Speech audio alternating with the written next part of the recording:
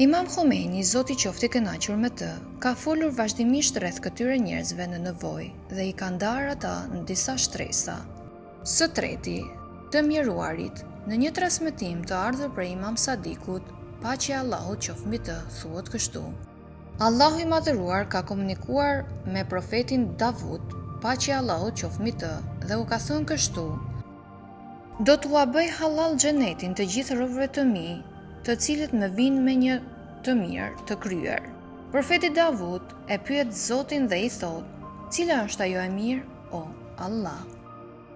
Zoti tha: Të futësh kënaqësinë te zemrat e besimtarit, qoftë edhe me një kokër hurm. Profeti Davud, paqja e Allahut qoftë mbi të, tha: Është e drejta e tij që të njeh ty, të mos humb kurrë shpresat prej teje, o Zot. Të gjithë muslimanët duhet të jenë të vetëdijshëm.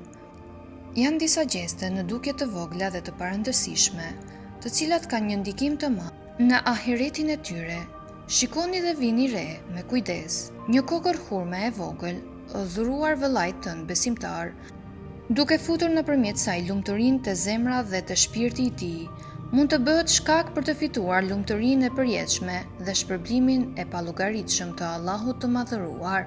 Një gjest kaq i vogël sa ky, por me vlera shumë të mëdha te Allahu i lavdëruar, mund të bëhet shkak për kthimin e peshores në favorin tënd në ditën e gjykimit.